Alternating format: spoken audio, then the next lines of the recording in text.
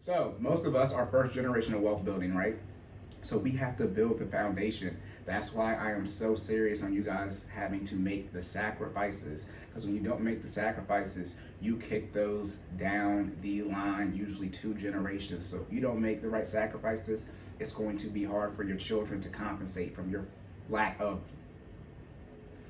informed financial decisions. Let's use the word informed. Let me not say good. Informed financial decisions.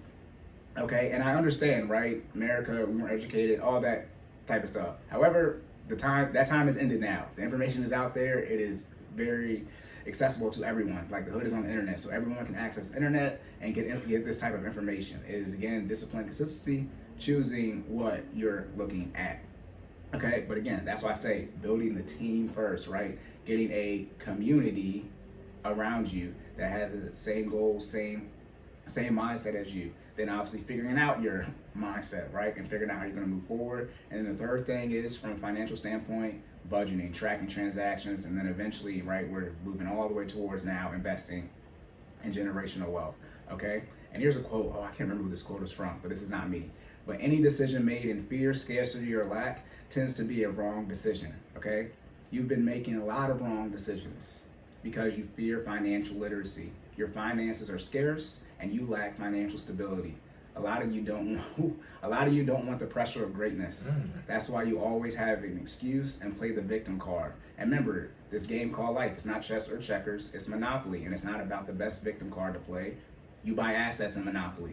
So stop trying to play the best victim card, okay? You want to devalue any way you can be held responsible and accountable for your actions in your life.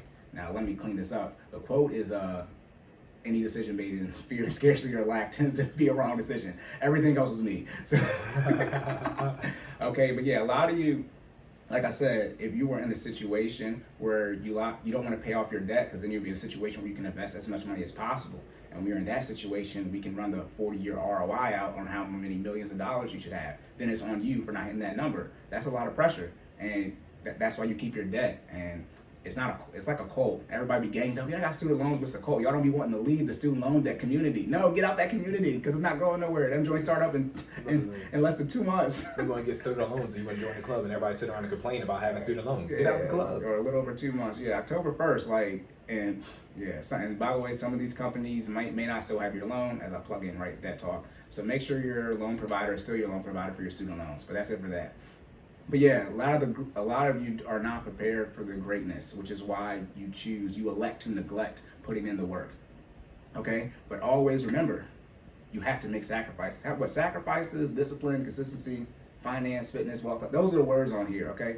You have to make the sacrifices regardless of your age, okay? And the sacrifices usually get harder and longer the longer you wait to make them. That's why I say if you can get out of debt as fast as possible. Because essentially, when I say you're kicking the can down the road for your generations, you kick it down the road for yourself as well, right?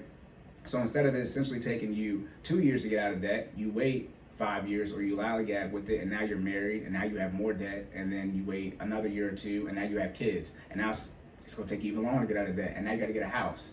Okay, now somebody has some medical issues. Okay, now your dog has eaten the flea collar. Okay, and now your co-host has taken the light and hit the fan when he was drunk yesterday and almost broke it. Thankfully, he has the money to pay for it though. Regardless, they didn't even care. They was like, "Oh God, I'll just catch up in the morning." Just broke it. Keep going. Yeah. Oh my goodness. But yeah, a lot of you got to realize you have to make the sacrifices now, because if you wait, they say fast money comes with slow problems. Okay, a lot of you are delaying making the sacrifices that someone is going to have to make. And if you cannot prove to me that anyone in your family has made the sacrifices that I'm telling you to make, I don't understand why you think you can kick it down to the next generation. No more consumer debt, mortgage debt, and we'll leave business debt for another day. But credit card debt, car loans, student loans, no. Emergency fund saved, right? Financial literacy in our family. Okay, there's a lot of people say I'm first generation this, first generation that. Let's stop that. Right? This is what we do. It's talking about the legacy now. Your last name has bestowed a certain amount of greatness upon you. Your last name is Jordan. You play basketball. Good luck. Oh, I thought you. No, you. Okay, you're like, God, hey, no, you good. You snapping right now. No, I'm not, because some of you, literally, I said this before, but worst case scenario, you'll probably be able to have a $10 million net worth if you were to lock in, pay off your debt in likely under 3 years for most of you, and then we run that ROI out based off your income now, not projected income. You'll probably have a $10 million net worth excluding your house.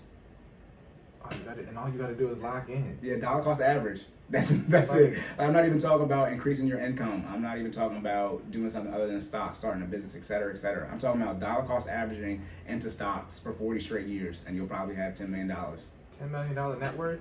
You know what I'm saying? All I gotta do is follow a proven plan. Like, you know what I mean? I'm cool with that. I said some of this is subjective. This is pretty objective. I mean, this is compound interest calculators. Like most of you have the ability to invest roughly $1,000 to $2,000. Again, aggressively getting out that mortgage, not doing a death pledge. Because once you get rid of that mortgage, see, what y'all not gonna do is do the compound interest math when you pay off your mortgage as fast as possible and just invest your mortgage. You're not gonna do that, because then I'm gonna be right, because I already did it for you. I had this conversation before. A lot of y'all be talking tough, like on the internet or with dumb people around you in person. Then when you be running your financial ideas around me, you getting punched in the face. Yeah.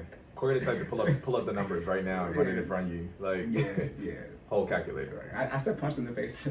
I said I got big punch in the face on here. The realization what's at stake was not coming from.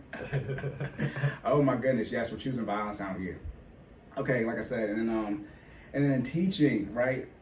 Financial information. I'm sorry that I'm the person that's giving you this financial information. This was your parents and your grandparents' fault that they didn't give it to you.